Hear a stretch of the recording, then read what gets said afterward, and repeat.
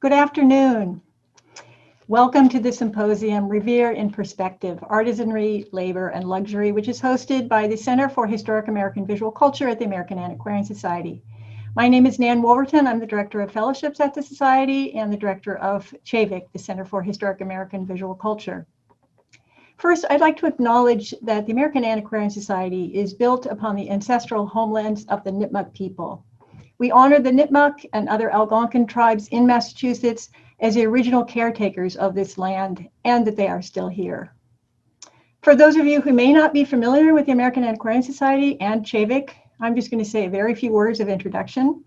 The Society is a national research library devoted to understanding and sharing the history and culture of this nation before the 20th century. As a library, we collect, preserve, and share the printed record of what is now the United States, portion of Canada, and the Caribbean. And we seek to collect one copy of everything that was printed in these areas pre-1900. Our collections include books, newspapers, and periodicals, manuscripts, sheet music, as well as graphic arts collections, such as prints, maps, photographs, valentines, and trade cards. CHAViC was established at the Society to help bring greater attention to these graphic arts collections through fellowships as well as through programs like this one today. I'm pleased to note that the founder of CHAViC, Gigi Barnhill, is in the audience today, as is my colleague, Lauren Hughes, who is the Andrew W. Mellon Curator of Graphic Arts at AAS, as well as Interim Vice President for Collections. And you will see more of Lauren on Friday, at Friday's panels. In an effort to feature within the graphic arts collections the largest collection of engravings by Paul Revere, Lauren Hughes and I co-curated the exhibition Beyond Midnight, Paul Revere. It opened at the New York Historical Society in September of 2019, which seems like a very long time ago now. And it is now on view in Massachusetts at the Worcester Art Museum and at the Concord Museum. We split the show between those two venues in Massachusetts. After being shuttered back in March due to the pandemic, both venues have now reopened. The Worcester Art Museum just reopened today, October 7th, to the general public, and will be open through November 7th. The show will be open during that time period. And the show at the Concord Museum reopened in August and will be open through October 12th. I'd like to thank the Richard C. von Hess Foundation and the Luce Foundation for their generous support of the exhibition, the National Endowment for the Humanities for the support of CHAViC, and especially on this day to Michael Buehler of Boston Rare Maps for his support of this symposium. The symposium was to have been held at the Society last April, but it was postponed until now, and we obviously have moved to a virtual format and extended it over the course of 3 days so that you do not have to be sitting in front of your screen for too long at a time, but you will be able to hear a total of 4 panels. Please note that both tomorrow and Friday afternoon, there will be additional panels, but you must register separately for each one. So signing up for the panel today does not automatically register you for all the panels. So you'll want to go to our website to register for the additional sessions. Before I introduce our speakers today, let me just say a few words about our Zoom webinar format. First, please note that we are recording this program. We cannot see or hear you, but you will have the option of asking questions of the speakers via the Q&A at the bottom of your screen. And here I'd like to take a moment to introduce my colleague, Amanda Condit, if she would like to turn on her video so you can see Amanda, a library assistant. She will be assisting mainly behind the scenes with technology and sharing some relevant information in the chat with you. So Amanda, would you like to say a few words about procedure? Definitely. Thank you, Nan. Hi, everyone, and welcome to today's panel. As Nan mentioned, I will be the technical support person this afternoon. So if you're having difficulties with visual or audio functions, please message me in the chat, which is located at the bottom bar of your Zoom screen. And throughout the presentations, I will also be placing multiple links in the chat relating to the speakers and the CHAViC Symposium. If you would like to visit any of these sites, please click on the links before the end of the panel and discussion. And as a final note, if you have any questions for Rob or Deborah, please type them into the Q&A section, which is also located at the bottom bar of your Zoom screen, and we will answer as many as possible during the Q&A segment. And just as a reminder, you can also upvote your favorite questions, and we will try to get through these first. So thank you, everyone. Great. Thank you so much, Amanda. We have two presentations today, and each presentation will be about 15 minutes each. So we will have adequate time to get to your questions and comments after the presentations. It is now my pleasure to introduce our first speaker for today's panel, which is titled Revere Beyond the Ride, Artisan and Manufacturer. Our first speaker is Rob Martello. Rob, if you'd like to start your video, thank you. Dr. Rob Martello is a professor of the History of Science and Technology at Olin College of Engineering. Professor Martello teaches innovative interdisciplinary courses such as 6 Microbes That Changed the World, and shares his pedagogical research via educational workshops for teachers and administrators. A graduate of MIT's program in the History and Social Study of Science and Technology, he is the author of Midnight Ride, Industrial Dawn, Paul Revere and the Growth of American Enterprise, a study of how Paul Revere's manufacturing career impacted America's transition into the industrial age. Professor Martello is currently researching Benjamin Franklin's printing and business endeavors, and he regularly lectures on Revere and Franklin, as he calls our founding makers, for audiences of all ages and backgrounds. And I would just like to add that Rob's work on Revere was really critical in putting together the exhibition. It was his touchstone that Lauren and I kept referring back to when we needed to check on any aspect of Revere's career as an artisan and a manufacturer. And Rob served on the advisory committee for the exhibition, and he also wrote an essay for the catalog. So we're really grateful to him for his expertise, and we're looking forward to hearing more from Rob today. So Rob, I'm going to disappear and let you share your screen and start your presentation. I will do so. Thank you so much, Nan, for that wonderful, kind introduction, and thank you to everyone else at AAS. It's been an honor and a joy to work on this project. So let me just complete the sharing protocol here just by doing this. Sorry, there's always a little lag. Okay. Hopefully, we are all now looking at a full screen presentation of my slide, of my title slide. So thank you again to everyone who has made this wonderful session possible. I can't wait to hear all these talks and to learn so much. My name is Rob Martello, and as Nan just mentioned, the name of my talk is The Last Ride of Paul Revere, Entrepreneurial and Technical Innovation in Early America. And I'm just going to touch on a lot of these fascinating subjects here, and looking forward to a great conversation in the question and answer session at the end. So again, this is just the teaser, if you will, as I dive into some of these great questions. The main topic today for my talk is to look at Paul Revere, who we all know and hopefully love, right, as the Midnight Rider, and see what happened to him beyond the ride.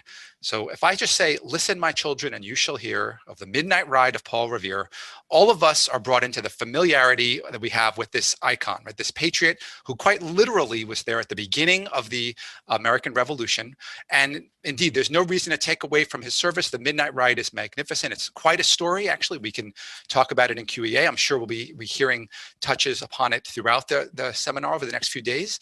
But my point is that he did a lot more after that, and he had a lot of other impacts upon American history throughout his career. So even though we celebrate him for what this slide is showing, for his one night's heroism, we might want to also think about this image as part of his legacy. So this is a photo of the USS Constitution. At one point, relatively recently, it was taken into dry dock and given some repairs. So this is fairly recent.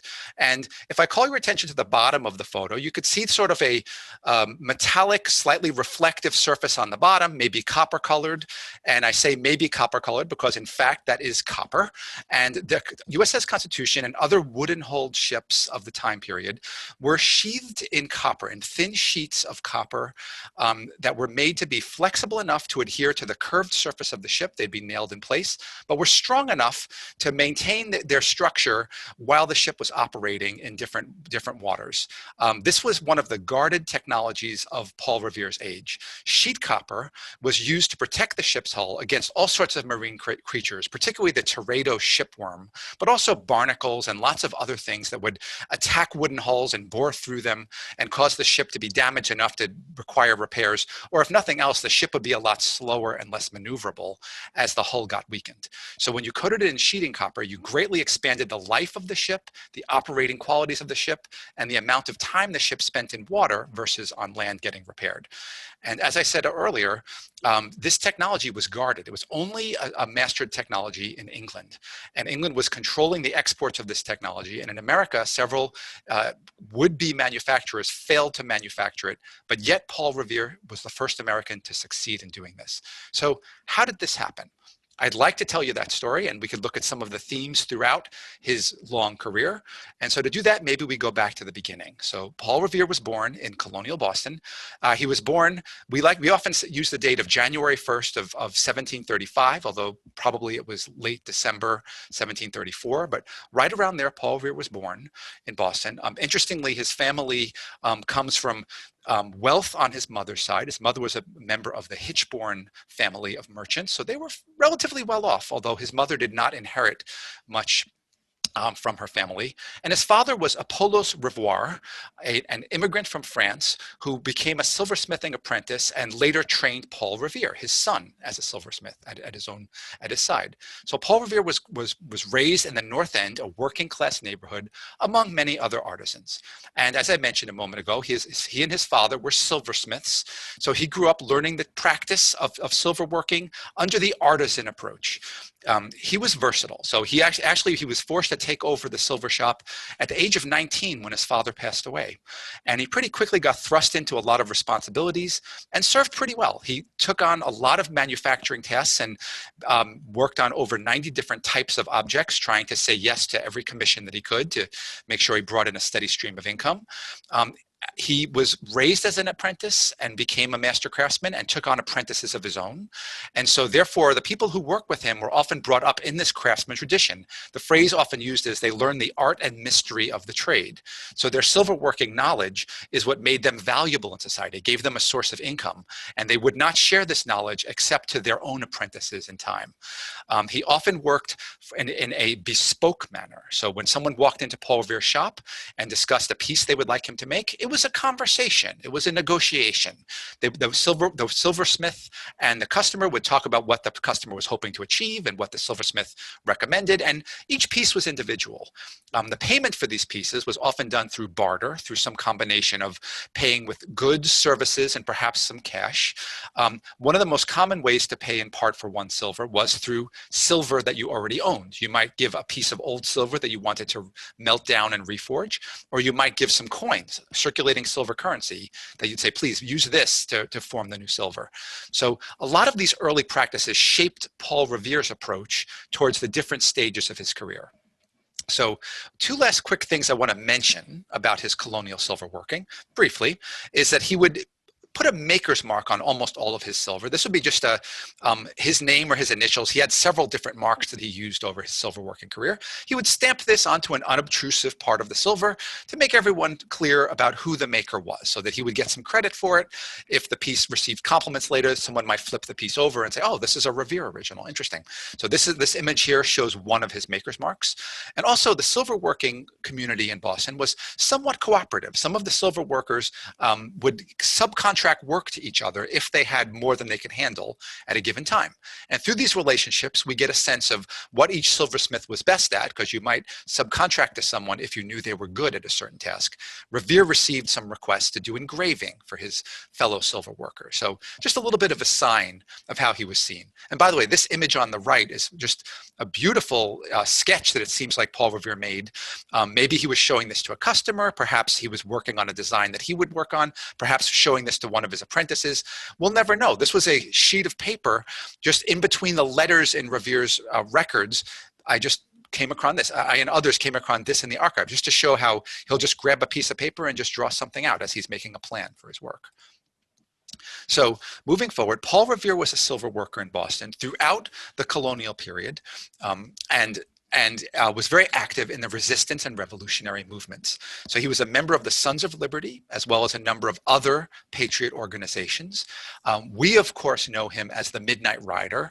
That given that task was a sign of the respect that he was given by his peers in the resistance movement. But he had many other roles that he played too. He was a courier, so he carried messages around the greater Boston area, but also to places like New York and Philadelphia. In this time period, you wouldn't just deliver a letter and then pick up a piece of paper in response and bring it home. You would actually interpret the message for the people you were giving it to. You might answer some questions. You might help them understand the contents of the letter, because the information was traveling too slowly to simply commit everything to paper. You needed that courier to do some of the interpretive work. In addition to courier service, he engraved currency notes for the Commonwealth of Massachusetts, notes that would be used to pay debts of Massachusetts or to give itself loans. And he made engravings for the Patriot cause. We're going to actually hear about that. I believe it's tomorrow. One of the future days of this seminar, we're going to hear about some of his engravings and the Patriot propaganda that he did. Valuable services. One historian once called him the handyman of the Revolution because he took on other technical tasks, such as helping to set up a gunpowder factory in Massachusetts and helping to cast cannon in Massachusetts. So these are just signs of the technical aptitude that he had and how he was seen by others. He was just someone who you went to when you needed a task to be done properly. Following the revolution, you can imagine Paul Revere felt quite triumphant and felt that he had proved himself and was hoping for a leadership role in the new society that he helped to create. And he was quite disappointed in the years after the revolution. He tried many approaches towards societal advancement. He petitioned to become a customs inspector for the town of Boston. He also petitioned to become appointed the first director of the Federal Mint. These requests were denied. His name was not recognized. He just was seen as an artisan and did not have recognition to take on a leadership role like this. He also tried to become a merchant. He lacked capital, he lacked connections. So time and time again, he failed to change his role. And in defeat, we know this by some of his correspondence, he was quite sad when he returned to his silver shop, although the way he returned to his silver shop was quite different than what he did before. And it actually set him on the path that gave him later distinction. So back to the shop after the war. One thing that Paul Revere did that was very shrewd was he took a look at his processes, and as countless silversmiths observed, he realized that most of his labor force and most of his labor hours were spent on one very simple early process in silver working, taking a bar of silver and flattening it into a sheet of silver. So this was a painstaking, time-consuming process. You would have to take a bar of silver and heat it and hammer it, polish it, measure it to make sure it was uniform, continue hammering it, check the dimensions. This took forever, and silversmiths spent an enormous amount of time working on this. Only when they had a uniform sheet could they start forming it into flatware or hollowware and doing the engraving and the seaming and all of the important tasks that required skill. What Paul Revere did after the war was that he imported from England a silver rolling mill, also known as a flatting mill. This, by the way, was an illegal activity. It was illegal to export technological equipment such as rolling mills out of England. Revere had to instruct a sea captain to do this by disguising it as agricultural goods to make sure it got out of the country okay. And so when he received this, he was able to use this mill to quickly produce sheet silver. In effect, you could just picture it. You look at the bottom images, they're a little bit more accurate than the top one, but it's simply two iron rollers with handles on them, and the silversmith would simply heat a bar of silver, pass it between the two rollers, which would be turned by two strong apprentices, and it would be compressed a little bit. Then you would adjust a screw and move the rollers closer together, heat the bar a little bit more, pass it through a second time, and with each successive pass through the rollers, it gets a little bit flatter until it becomes a uniform sheet. By doing this, Paul Revere greatly increased his output of sheet silver, which he could then use to make everything that he wanted to produce. He could use his skilled laborers for the skilled parts of the task, and both his output and his profits increased dramatically at this point. So we're seeing here an early shift towards the use of machinery and towards what we would call the ideal of standardization a little bit more, standardizing at least the first step in the silver producing process. Also, we're seeing a little shift in the way he's using labor, using apprentices a little bit differently than the way you'd use a skilled laborer. Revere, as I mentioned, made quite a bit of profit now after the war in silver working and was thinking about other ways he might change his business model. And so indeed, he made quite a big shift in 1788.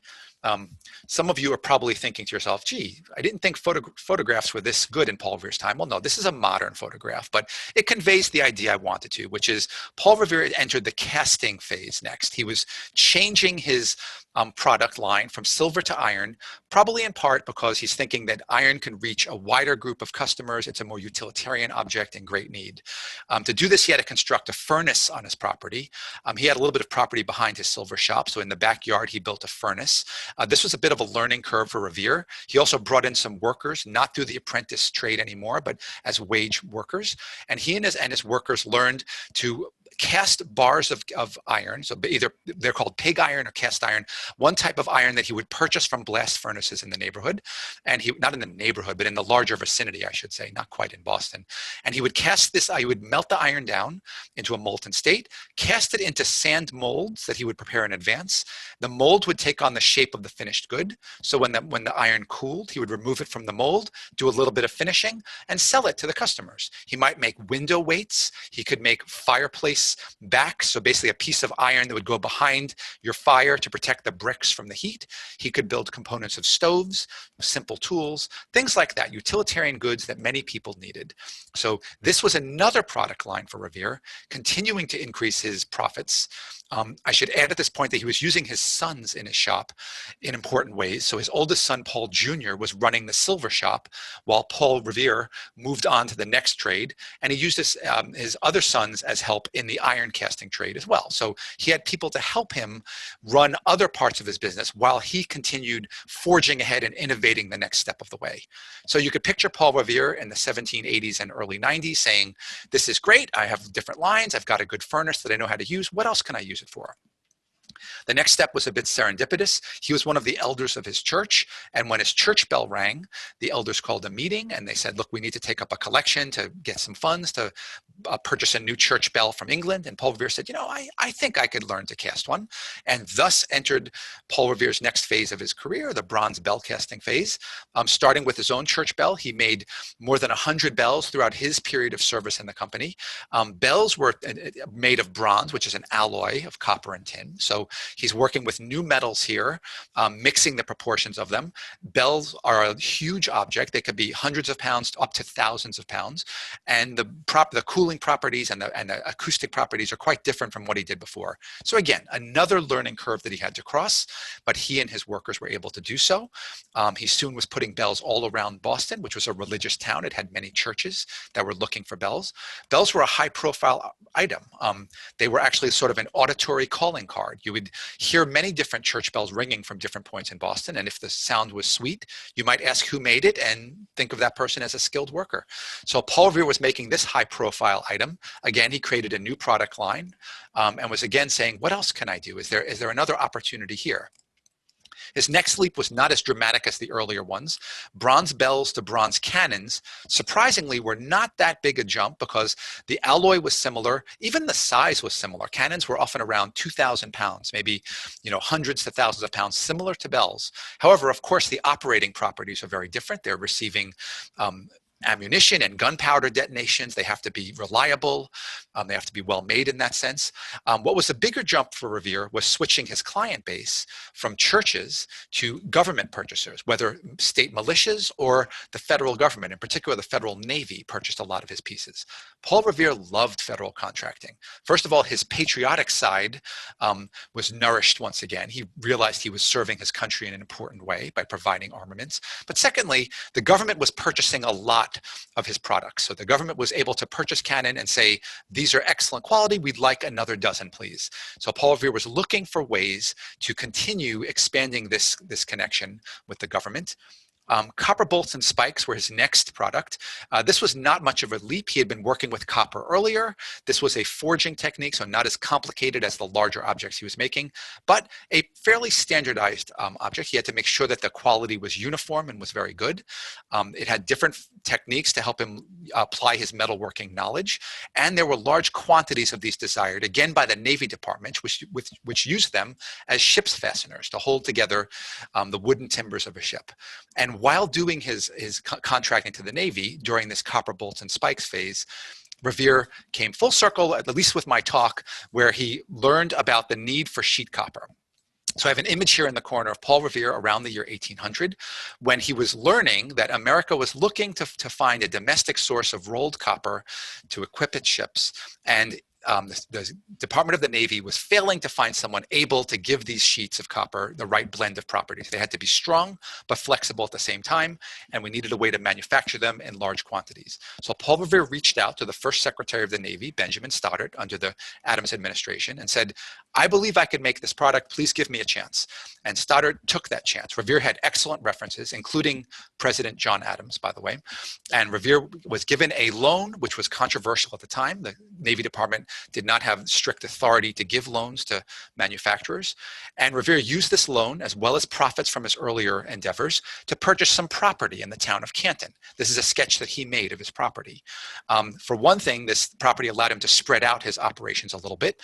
He was getting a little cramped in his workshop in Boston. But more importantly, there was a river flowing through this property, giving him a source of water power. There were even buildings on the property with mill wheels in the water, so he could just refit those mill wheels so that they would drive the rollers of a copper rolling mill.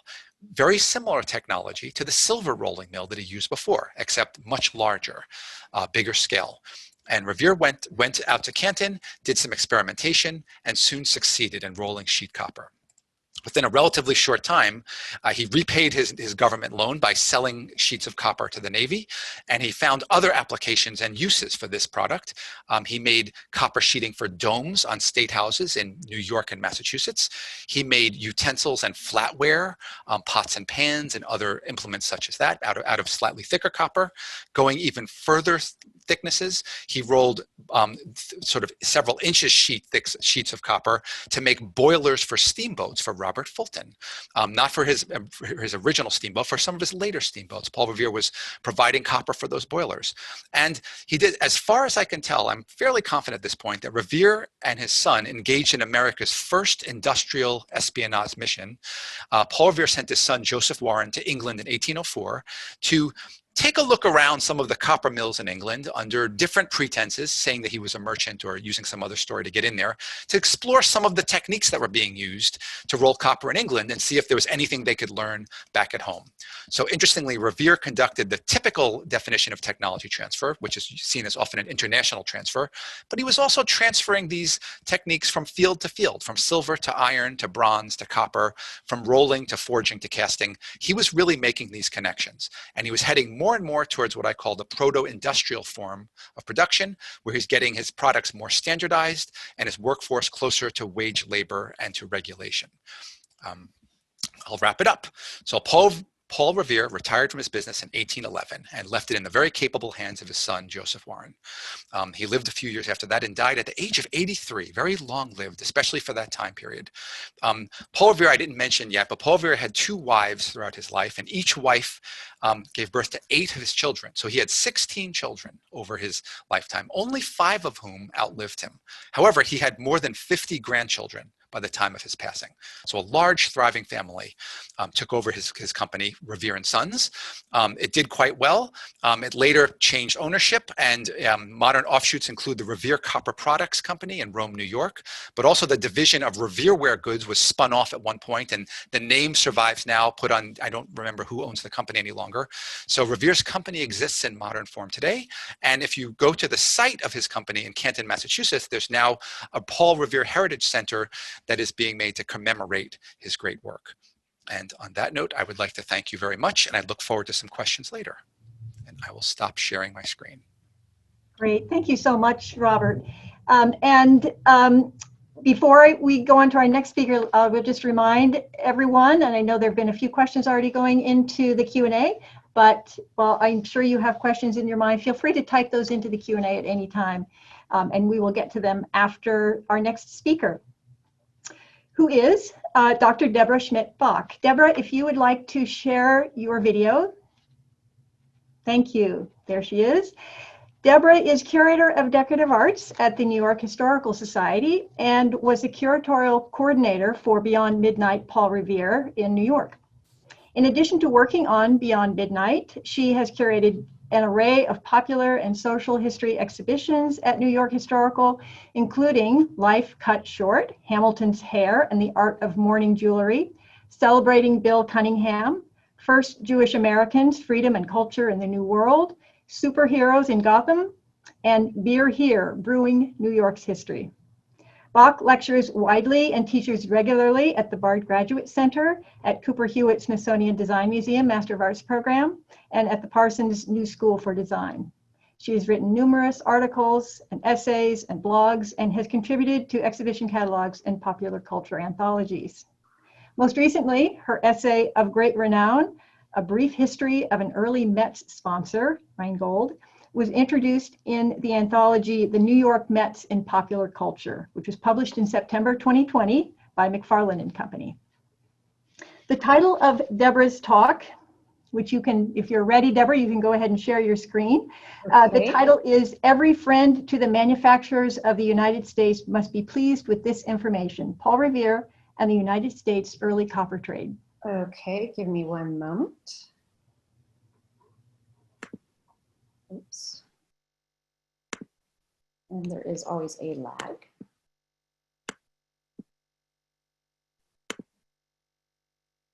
Okay.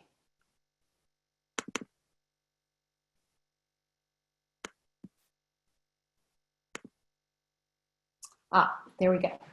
Okay. Thank you, Nan, and thank you to Amanda. It was a tremendous pleasure to work on the exhibition with Nan and Lauren Hughes and everyone at the American Antiquarian Society. And I think we were all very, very proud of the exhibition that we mounted in New York. I also want to thank Rob because his book, Midnight Rider, was an important inspiration for a lot of my graduate work when I was a graduate student. So it's been a real honor to meet Rob as well and work with him on this project. I'd like to begin by acknowledging that I am joining you today from the territory of the Western Nahantic peoples on the eastern side of the Connecticut River. This land has been stewarded in the last several generations by the Nahantic, Pequot, and Mohegan peoples, and we thank them for their stewardship. Beyond Midnight, Paul Revere put the diverse career of Paul Revere on vivid display. His participation in the famous Midnight Ride predicted his inexhaustible activities as a silversmith, an engraver, an iron founder, a bell and cannon maker, and a copper manufacturer. He truly influenced clients well beyond his local associates. His copper contracts with the Navy also presaged his important influence on the United States metal trade. And he was involved with his son in buying, selling, and manufacturing copper materials for a range of shipbuilders, metalsmiths, and merchants located up and down the United States. Outside of New England, the impact of the Canton Mill was particularly palpable in New York City, where Paul Revere supplied copper fittings and sheathings for shipbuilders such as Robert Fulton, and for new buildings like the dome of Manhattan's new City Hall, which was erected in 1812. One of Revere's closest associates in New York City was Harmon Hendricks, who was a prominent metal merchant, and a member of the city's early Jewish community. As the Hendricks family papers held in the manuscript collection of New York Historical Society's Patricia D. Klingenstein Library demonstrate, Hendricks and Revere, the firms were in close contact between at least 1803 and 1815.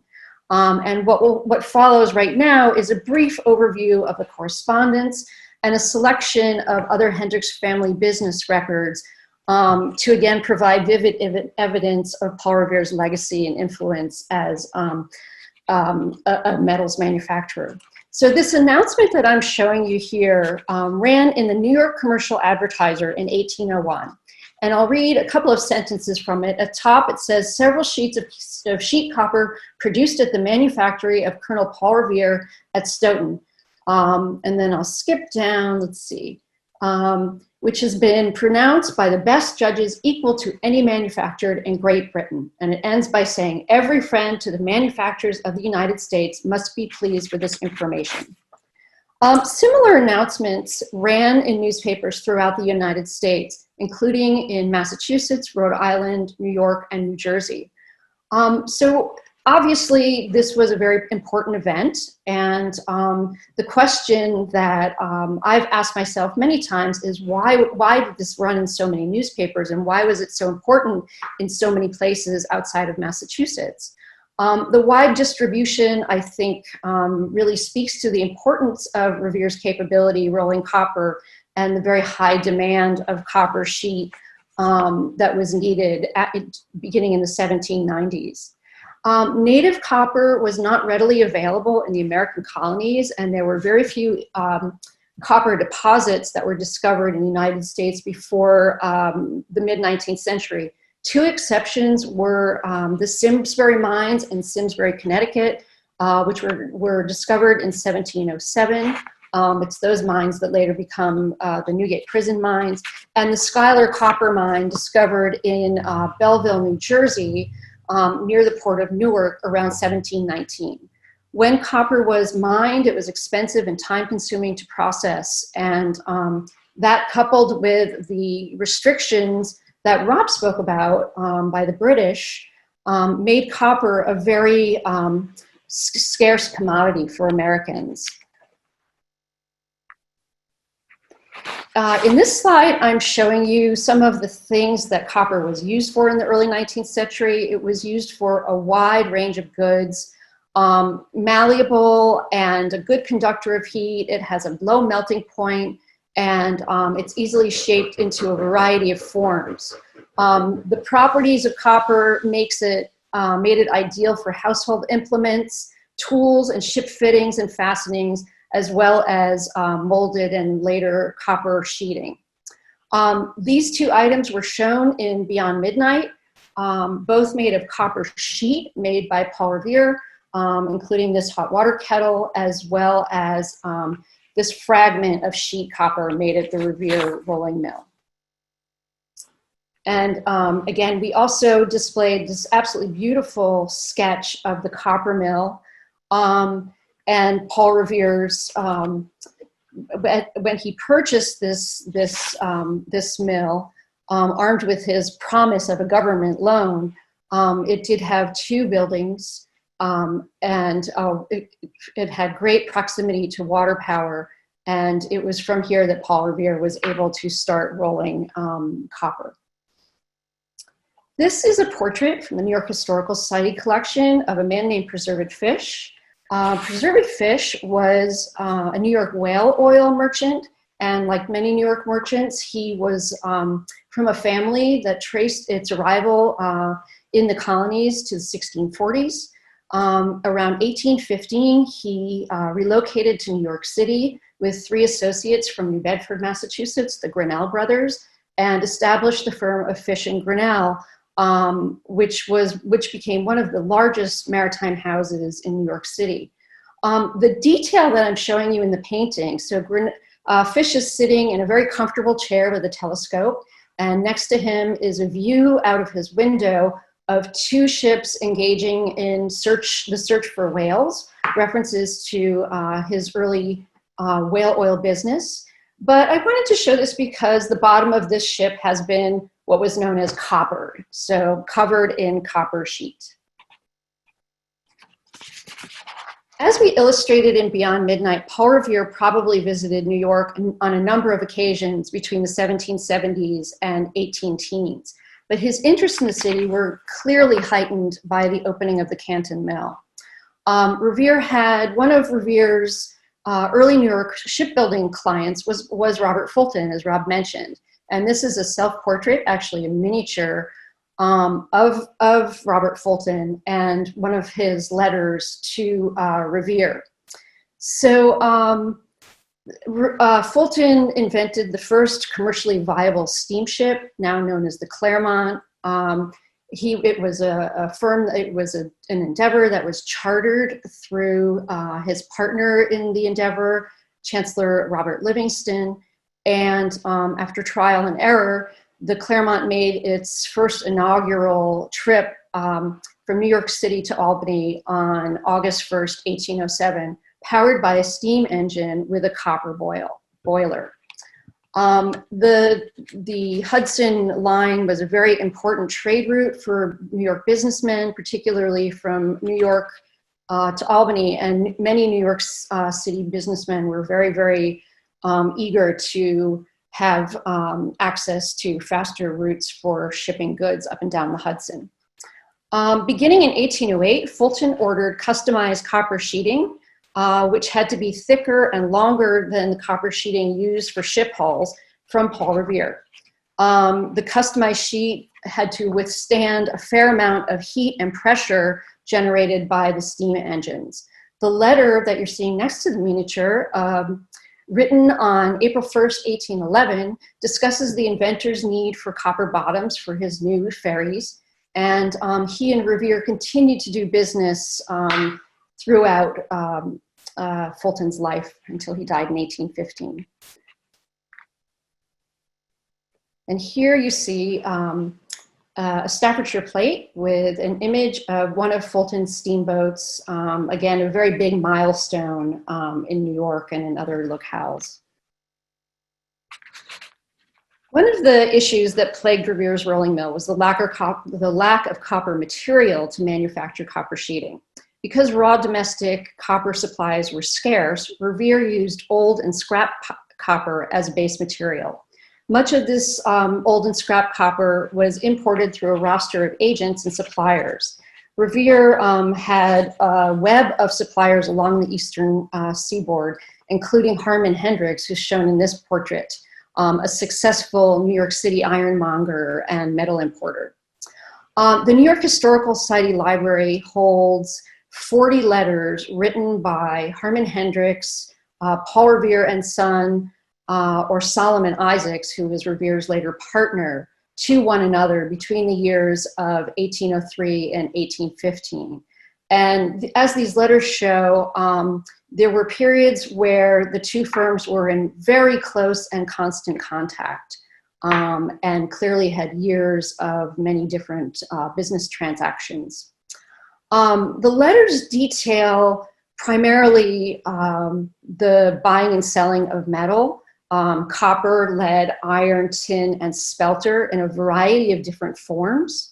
In the letters, Revere and Hendricks refer to some of these materials as bottoms, old copper, old sheet, or old wrought bolts. And in a letter that Revere wrote on September 6, 1805, he says, and I quote, bolts are only to us fit to melt, while large bottoms may answer for us because we can roll a large proportion of it into sheets. Copper was also purchased in the form of heavy and soft sheets, blocks, rods, and bottoms, largely from Great Britain, but also from Peru, Argentina, the Mediterranean, and Europe. In this letter, shown next to the portrait of Harmon Hendricks, dated May 26, 1806, Revere alerts Hendricks that the copper that they had made recently turned out, quote, better than expected, and that they have a large stock on hand from the Mediterranean, and they expect more. Many other issues are apparent in the letters, including the difficulty of dealing with the Navy and its changing roster of secretaries and other officials, the relentless time lag in receiving payments from clients, the impact of storms or the lack of wind on receiving needed shipments, fluctuating prices of copper and other metals, the effects of duties and tariffs. And then the letters also have some anecdotal information. One letter states that it discusses how the high price of grain affected the sale of copper.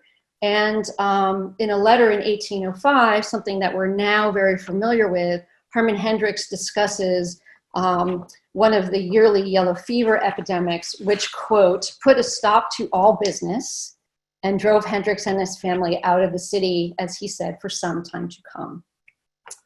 Hermann Hendricks was born in Manhattan in 1771. He was the son of Uriah and Esther Gomez Hendricks, prominent members of New York City's early Jewish community. Hendricks' father, Uriah, was an immigrant from a Jewish family that traced its roots back to Inquisition, Spain, and Portugal. Uriah was probably born in Amsterdam, and like many of the Jews who arrived in the Americas in the 17th and 18th centuries, he lived briefly in London before settling in New York in 1755.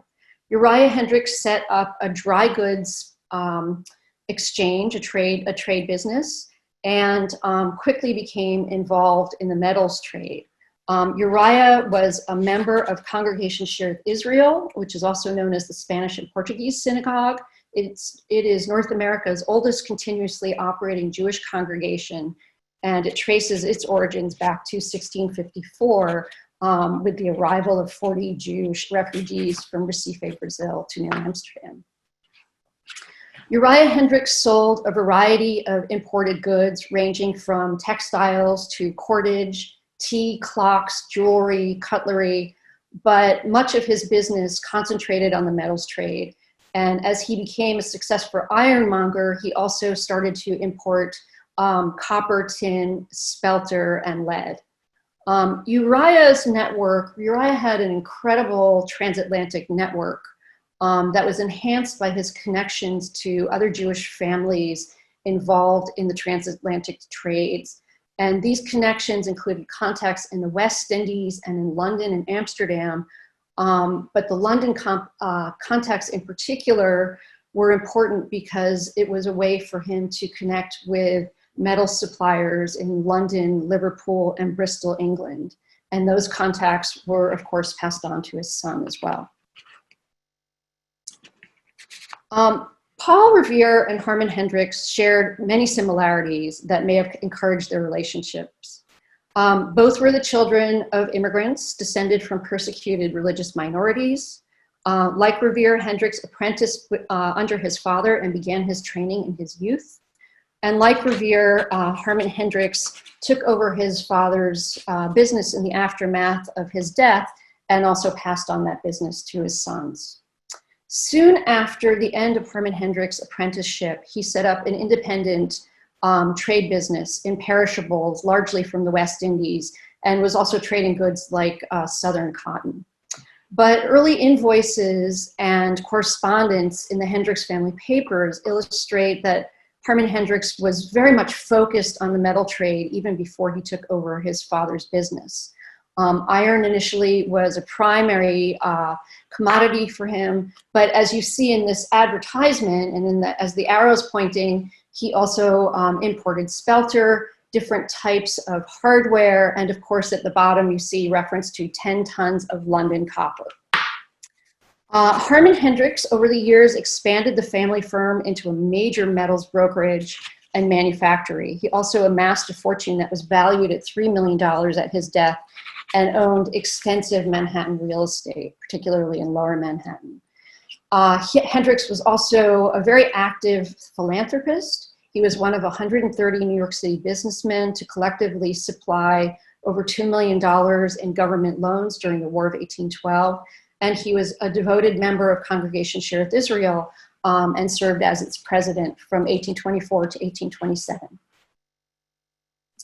In this slide, I'm showing two additional examples of the letters between Paul Revere and son. Interestingly, they're almost always signed Paul Revere and son, and Harmon Hendricks. In the letter at the left, at my left, Paul Revere is writing to Harmon Hendricks on October 27th, 1803, and agrees to take, quote, 25 cases of soft rolled British sheathing. And then in the letter next to it, a response from Harmon Hendricks, having received Paul Revere's order, he lets Revere know that the copper has been shipped, and he also has on hand 800 sheets of soft rolled British copper that is of extra large size and could be cut to make smaller sizes. The close dating of these letters, which are very typical among their correspondence, I think attests to a frequency that perhaps hasn't really survived in terms of the letters.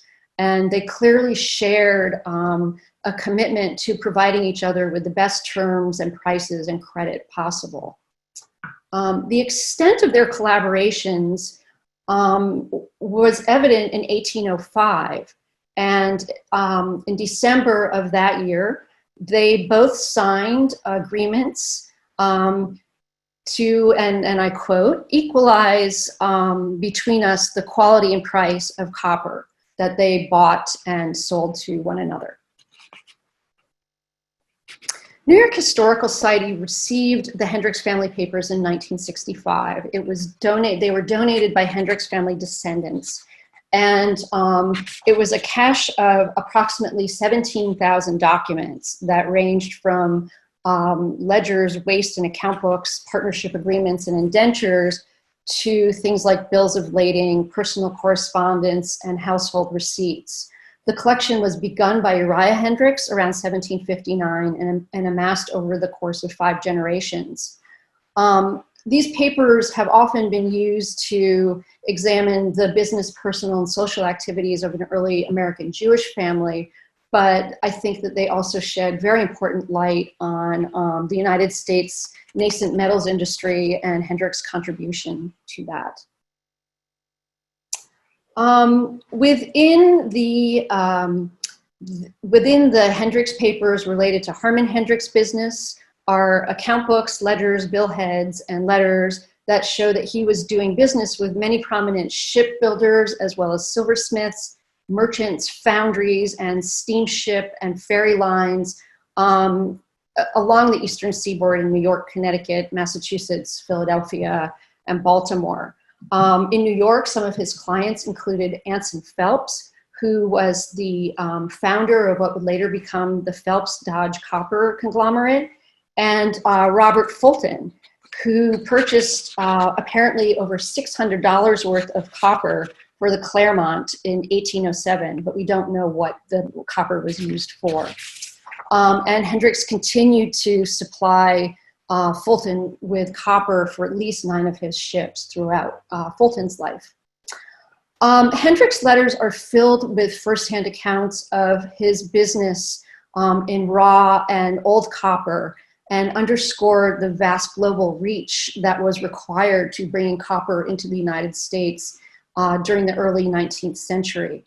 The business records include evidence of constant and lively business. I mean, there are just hundreds of letters to and from London and Liverpool and Bristol, England firms. And some of the British firms that are among those papers are Baring Brothers, William Saville, Hartford Partridge in Bristol, and firms like Mather Parks and Cropper Benson in Liverpool. The invoice that I'm showing you here from Philip George Jr. and Company of Bristol, England, at the top of the billhead, it shows that the firm manufactured a variety of different metal products in copper, brass, spelter, and iron. And then there's a nota bene at the bottom of the company letter, or the company logo, that states that, quote, ships supplied with copper sheathing, bolts, wrought and cast nails, etc. So clearly a very, very important part of this business. Here I'm showing 2 other invoices and an invoice and a price list from the Hendricks papers. The invoice, handwritten in February of 1821, is from the London firm of Peischel and Schreiber. And as you may or may not be able to make out at the top of the table, this is for a purchase of 20 cases of sheathing copper. And then at the bottom, which I found very interesting, you see enumerated the additional charges for export fees, carting, wharf fees, as well as insurance, all important aspects of the shipping trade during the early 19th century. Next to it, I'm showing you a price list, a list of prices from the Liverpool firm of Mather Parks, showing various prices in 1820 for a range of different types of metals, lead and copper in particular, and tin. as well as a range of different metals and wires. Beginning around 1809, Harman Hendricks partnered with Solomon Isaacs. Solomon Isaacs was actually Harman Hendricks' brother-in-law, and had served an internship under Hendricks soon after the merchant married his sister Frances. And I'm showing you the Harman Hendricks portrait, as well as the portrait of Frances Hendricks. I think I felt that it was important to show Frances Hendricks and also acknowledge that although the Hendricks women are rarely mentioned in the business papers, suggesting that they played little or no apparent role in the family's firm, the women cemented dynastic ties through marriages, and in that way were very important in strengthening family and business connections. Solomon Isaacs was also trained as a merchant, like Harman Hendricks, and although his work concentrated largely on the metals trade, over time he became a very well-known expert at scouting and appraising foreign metal. He understood the properties of metal and was very familiar with some of the metal workers who were necessary to assist the Hendricks firm. Shortly after his apprenticeship, he became a purchasing agent for Hendricks.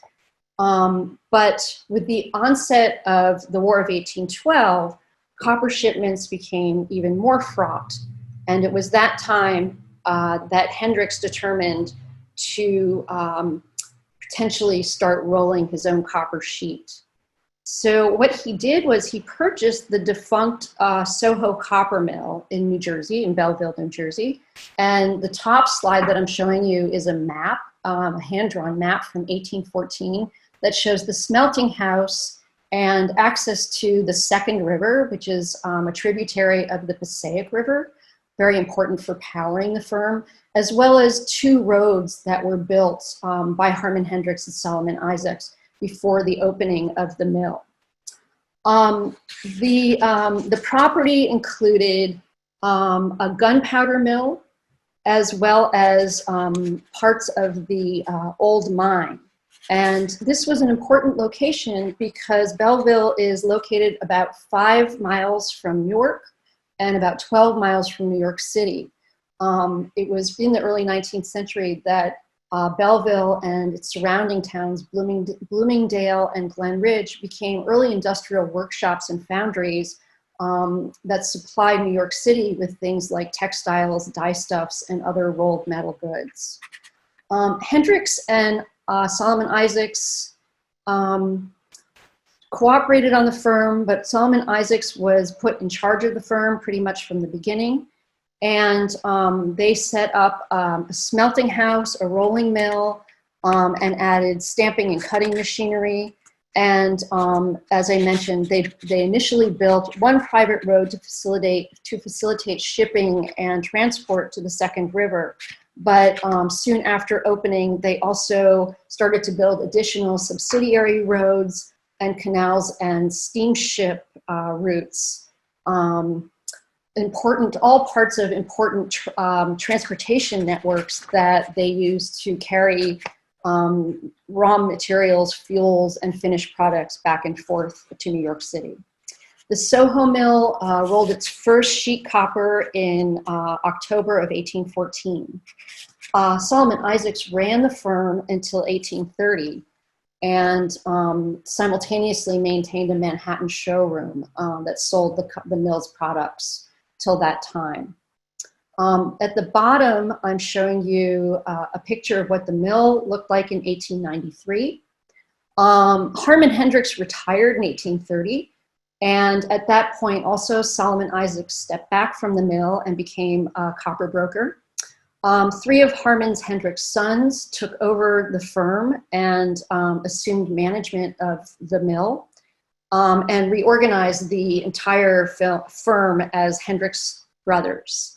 The copper mill really enjoyed great success into the 1890s, beneficiaries of the opening of the Erie Canal, but also the building of railroads, as well as the Civil War, all events or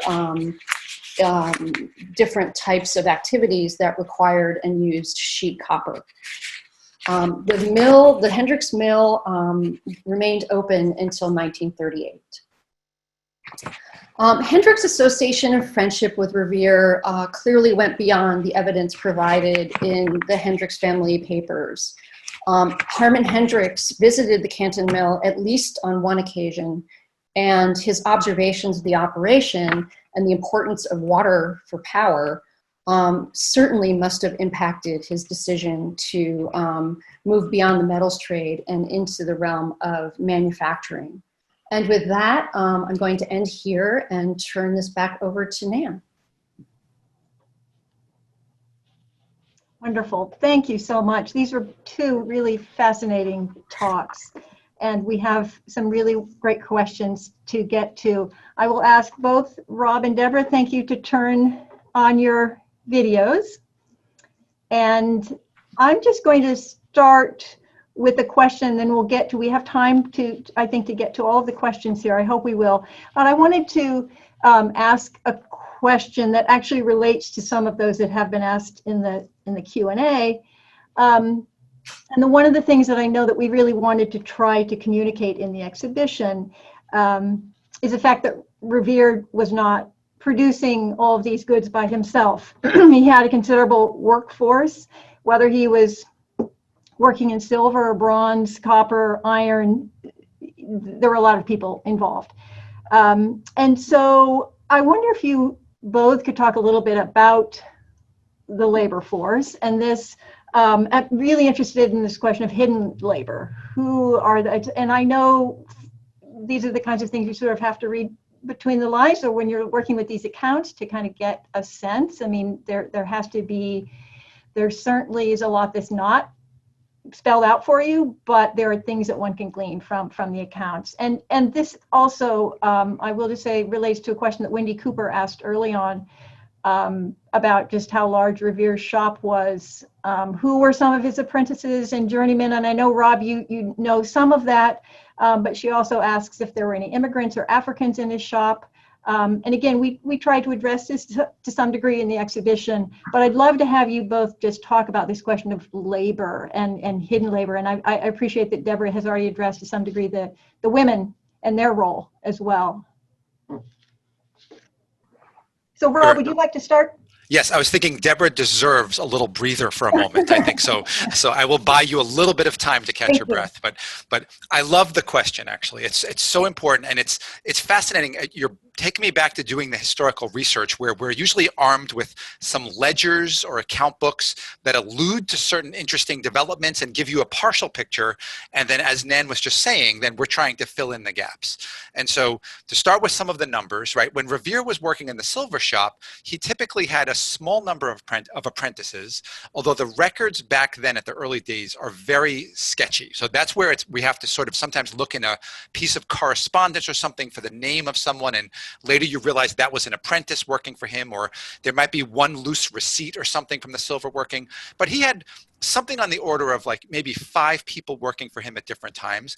More often than not apprentices, but sometimes what we would now call journeymen, someone who was no longer being trained as an apprentice, but who also was not owning their own shop yet.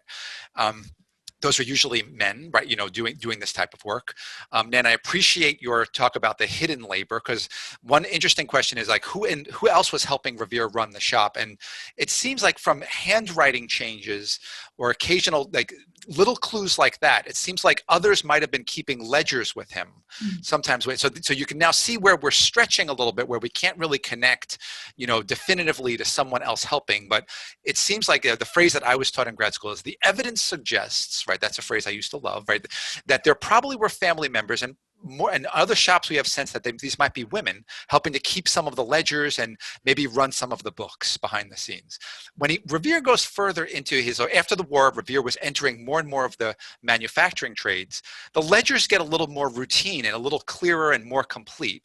And so we could see that when he was in Canton in particular, his workforce, we see somewhere between usually around 6 to 12 paid laborers, wage laborers, by the time he's rolling a copper mill. So when he's working working through some of the intermediate trades, ironworking, bell casting, and cannon casting, there were less, between maybe 5, 7 names sometimes come up in these interesting ledgers. And the question from Wendy Cooper is fascinating. Were there immigrants or Africans in the shop? Most of the time we just have a name. And in fact, usually an inconsistently spelled name at that, right? So you're trying to say, was this name, that name, and was this the same person, or is it just, coincidence that their names were similar? With one intriguing exception, there was one note, and I think this is covered in the exhibition, Dan, that you just mentioned, I think, where there's one note of wages being paid to someone called Henry, a black man, right? And that, I believe, is the only mention of race in the ledgers that I've read, right? And so it's fascinating. And what I remember reading about that is that most of the people alongside Henry are being paid strictly a wage for their labor. Henry is paid a lower wage, but also room and board, right? Or actually, maybe it was board, right? But he was paid a wage plus something in the room and board space. I feel safer saying that. So if you added his room, board, and his wage together, that was about the same as what everyone else was getting paid, but it was delineated. So that's an intriguing, so that's one of those kind, and that's it. That's the limit of what we have. And so you could then try to expand. So I remember when I was reading my book, I had one correspondence between Revere and someone who owned slaves in the South, who was sort of very defensive, like acting like Revere would be disappointed that he owned slaves, right? Saying, I know what you're going to say about my slaveholding, but just leave me alone, And so it sort of implies that Revere might have been outspoken in a certain way, but this is a secondhand account. But anyway, we have that one intriguing clue, right, about race and about the way the person's being paid. And I might also mention that this is like a time when Revere was shifting away from room and board, the way he would pay his apprentices or compensate his apprentices, towards wages. But there was this throwback for several people, including this Henry, right, who appears in the labor. But otherwise, we're just getting a sense of increasing contractual labor and getting towards a shop size of around 12 by the time Revere is exiting the firm. So Nan, how about I stop there for now? But That's great. Yeah, I did actually want you to, and then we'll go to Deborah, but your mention of that letter from the friend is one that I think is really intriguing, because he makes direct reference to this idea of independence, and this friend had gone down to gain his independence by buying a very fine plantation. But he immediately says, now I know what you're going to say about what that means for my slaves, but let's not talk about that. Yes. It's really very telling, I think, because it's just one of those cases where you can at least glean some sense of Revere's take on this, and he knows what Revere's response would be, and the fact that it shows up in the letter, I think, is really very intriguing. Well put. Okay, Deborah, what would you? Sure. Let's talk about the Hendricks firm. So there actually is not a lot of, very few records that survive that address who was working for each entity. And in the case of the trade business, it appears that the business was often staffed by various family members or young men who were related to many of the other Jewish families who had settled in the colonies and in the United States, many of whom were involved in the maritime trades. So when you look at some of the records, you see the names of many of the different Jewish families who were active. And there was a relatively speaking, in terms of population, the Jewish population was quite small. But these family names show up time and time again, both for labor as clerks in the different trade arms of the business, as well as related to the marriage pools, because the marriage pool, again, was part of this very relatively small community. In terms of the rolling mill, again, very little survives about information from this early period in terms of wages and laborers. I can tell you that there are some references in the waste books that talk about some of the different total expenditures on laborers in the very early years. But one of the reasons that Hermann Hendricks chose Solomon Isaacs is that, in addition to being an expert on metals, he also knew and had introduced himself to a lot of the laborers who were working in metals in the area of New York City. So when they opened the mill, they actually relied quite a bit on the laborers who were active in the different mills in Belleville and that area. So in fact, also hiring people who had worked for the Schuyler mine, as well as the gunpowder mill that was on that property. And it appears that there were 30 mill workers who were working as of 1815. So that indicates a fairly big mill and a lot of activity for a very early time period. The other thing that I can tell you about the labor force is that what comes out in the papers is that the laborers were very devoted to Harmon Hendricks. Apparently he paid a higher wage than many of the other factories in the area. He also closed the factory on the Jewish Sabbath. So the mill was one of the first businesses to have a 5-day work week. And you know, I think that there is a lot of work still to be done, and a lot of culling through those papers to get more of a sense of the actual labor that was going on. Thank you. I want to just jump to a question that I saw earlier. I don't have it in front of me, but I know that somebody was asking, I think it even might have been Wendy Cooper again. Deborah, do you have, I know this is a work in progress for you. Is this a project that you worked on for your dissertation, or was that something? Not for the most part. There were 3 rolling mills that were open in the area by the mid-19th century, and I worked on one of the other rolling mills, but at one point I do describe some of the information about the Soho copper rolling mill run by the Hendricks family. Wondering where your dissertation is. My dissertation looked at proto-industrial silversmiths in antebellum New York City. So it fed very much into that topic. I've read and used portions of the Hendricks family papers for a couple of different projects. One related to a small exhibition that we did about Congregation Shearith Israel and their incredible over 300-year history, 400-year history almost. And as well as for our first Jewish Americans exhibition in 2016. It's a vast collection of papers, and I would love to be able to spend more time on them. Excellent, great, thank you. We have a question here from Michael Bueller about Revere's account books. Wanting to know, do we still have Revere's account books? And yes, we do. And I know you use them extensively, Rob, and we of course have some on view in the exhibition. He wonders, what do they tell us about the finances of his business? Oh, if only we had 4 hours for me to talk about this, right? That you're bringing me back very happy research memories at the Massachusetts Historical Society and digging through. So we indeed do have a surprisingly large number of Revere's account books, and they paint an excellent picture. As I think I alluded before, that the accounts get more complete later in his career, although he was an early adopter of certain techniques such as double entry accounting. And so if I could just quickly run through, so what Revere would often do is he would have something called a waste book, which would be a book that captures the moment by moment transactions as they occur. So they'd be chronological. It'd say, oh, I sold, this much silver to Deborah when she came into my office. Then Nan came by and I sold these sheets of copper, and then I made this contract.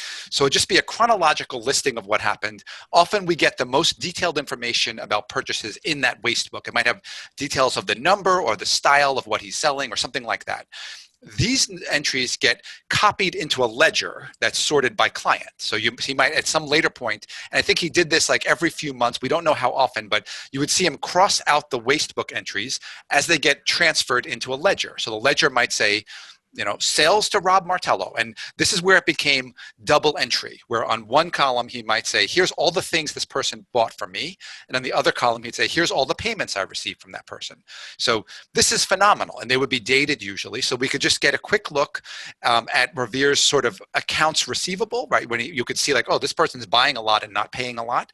Or you can get a sense of like the frequency of purchases and the types of goods, by client. So he was doing this periodically to get a sense of what was happening in his shop.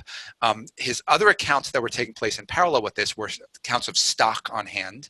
So we might see different types of metals and how they were going up and down. So Deborah, I really appreciated what you were talking about, the shortages of metals at times. You could see he's actually tallying them up, and he might be saying, oh, we have plenty of tin, but not enough copper, or, something like that. And this was one of the banes of his business career.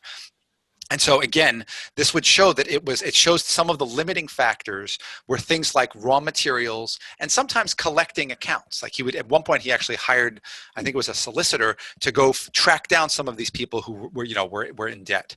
And to stretch, I'll just conclude by quickly saying one thing that wasn't technically an account book, but that was probably the most valuable to me was, in this time period, a lot of people kept a letter book, which is just a fascinating concept today, which is where when Paul Revere would write correspondence, he would usually draft it in a letter book. So this was a bound book. So everything was fixed in place. The pages were fixed just like any book.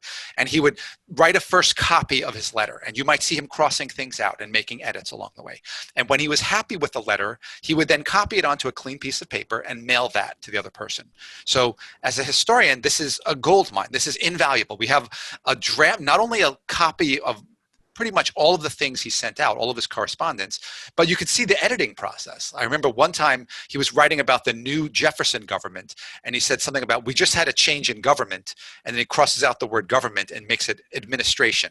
And so you're seeing, it's like, okay, I guess it's not a whole new government, but it feels like that to me.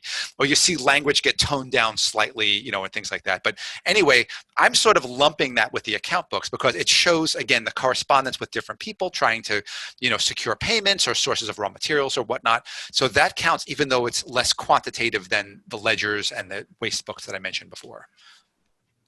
Great, thank you. David Mahaley has a really great question, one that I was going to ask as well. So this is a good time to ask. Were all of Revere's business endeavors financially successful? Any evidence of failed product lines or discontinued attempts to develop and market new products? Oh, that's an interesting one for Revere. So, and it's funny, it depends on how broadly we think of a product line. So in terms of the metals, like I sort of took a 5,000-foot view in the presentation that I just gave. And so from that viewpoint, each of his endeavors were successful. So iron worked well for him, bronze cannons and bells worked well for him, and so on. When you then get closer to the ground and say, well, wait, what was he making when he was making iron? Then the question becomes really interesting. And in fact, yes, there were certain lines that he would, so certain goods were selling better than others.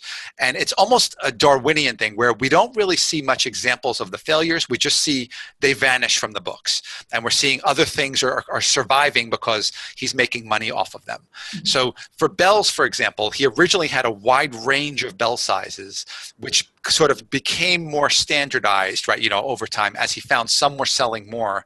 And it was easier to just make molds that were of a certain common size than keep varying it so much. So like some smaller bells and other things like that exit the books more or less over time. I can't remember if it was the small ones or the big ones, but the bells kind of collapse a little bit. This happened even more so with the government contracting. He was working with different types of ordnance, different cannons, howitzers and carronades and different pieces. And some of them worked well and some didn't. In this case, sometimes it was performance. Like, so a certain type of cannon that he made might not test well, and clients would often test the piece before they purchased it. So he would realize he wasn't making a lot of money on that because many were bursting. So he would cut it off. But in the earlier trades where he had bigger product lines, yes, he would be experimenting with different goods and then switching it up a little bit. But the other thing I'll just add is that when you're working in a bespoke manner, it's a different type of mindset because you're usually not making the thing until you're having the conversation with the buyer. So it's a little bit different, right? So it's not the way we would think of it today where you might make a big set of goods and then realize they're not selling. Revere would kind of make a few and try and advertise it. And then if there was interest, he would make more of them. So I just wanted to point out that little mental twist there. So he didn't usually have a lot of stock of things that weren't selling because he wouldn't be making them if there weren't a buyer lined up.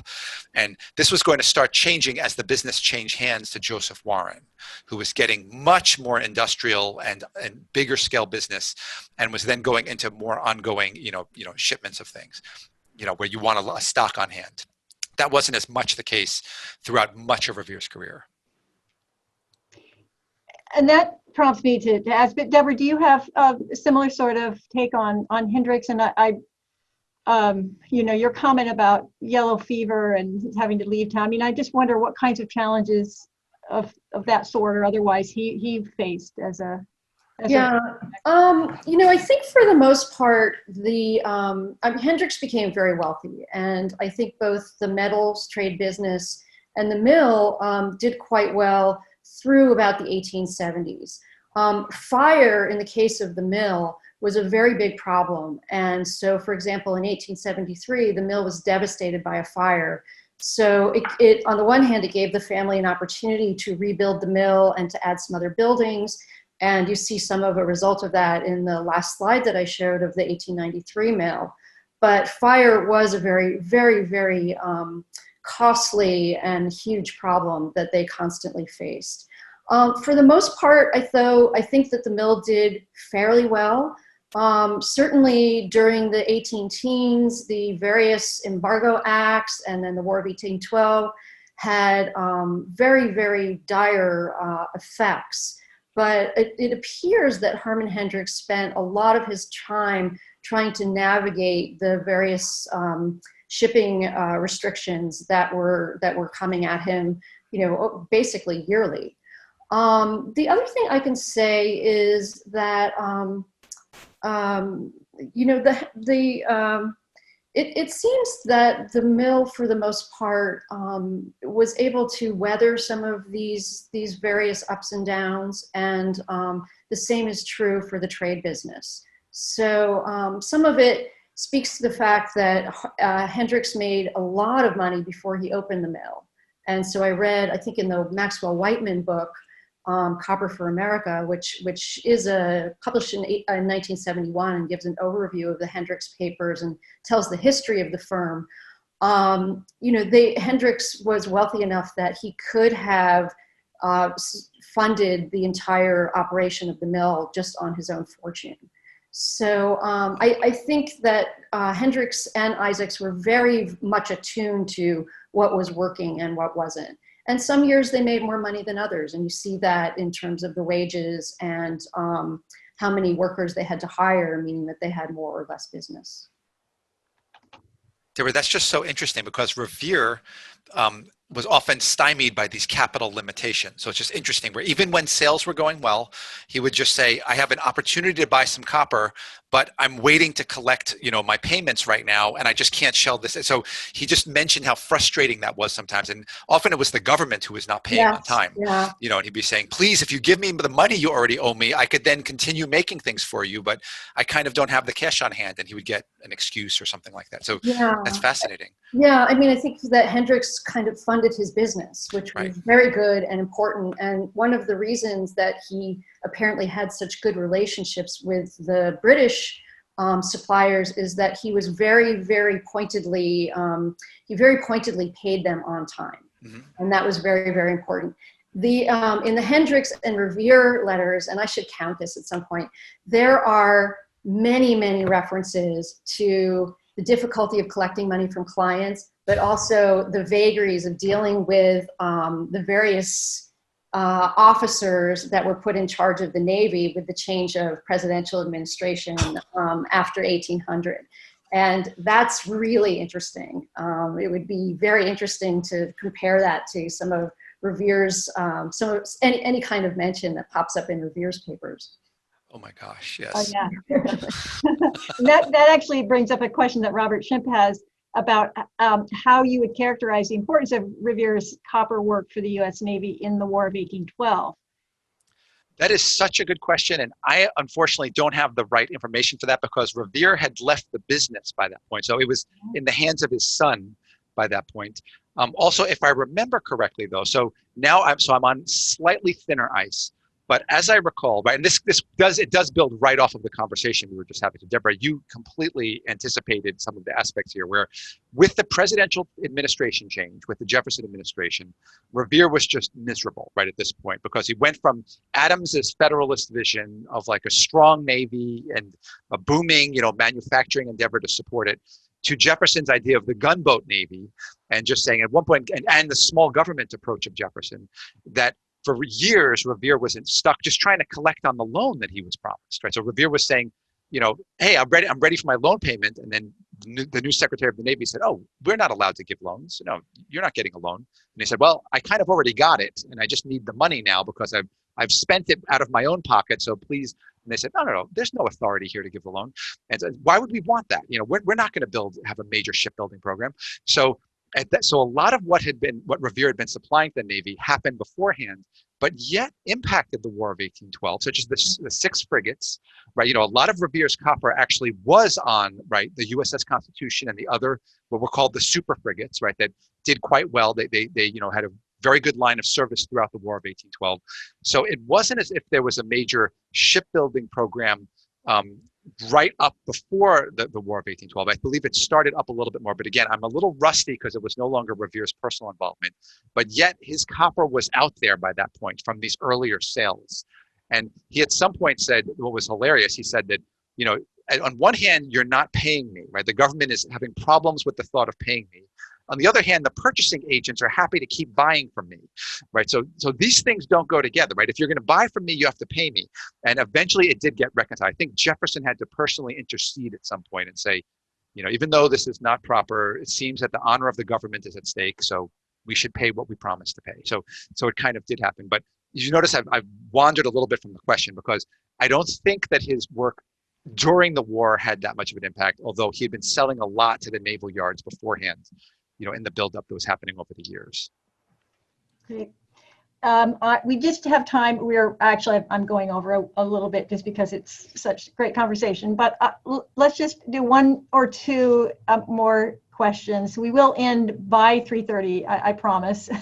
But Teresa Fairbanks Harris is asking about copper plates for engravers, and this may come up. We have the session on Friday, and we'll talk about engravings, and certainly Revere had his own copper plates for his engravings. But would you like to address that, Rob, in terms of the accounts? I don't know if there's anything in there that references making plates for others. Right. I'm trying to think about that. And so you'd imagine that would happen later in his career when he's rolling copper. I don't remember seeing anything about making it for engravers, probably because it might be smaller scale. And I'm just going to speculate a little bit and say that might not be it. When he was making his engraving, so when he was engraving the currency notes and so on, I believe he did do some finishing work. So he might have helped to produce the copper. He wasn't making it on a large scale, but he might have been polishing the copper and doing some of the processing for that. But again, I'm not sure he actually sent copper to anyone else for that purpose.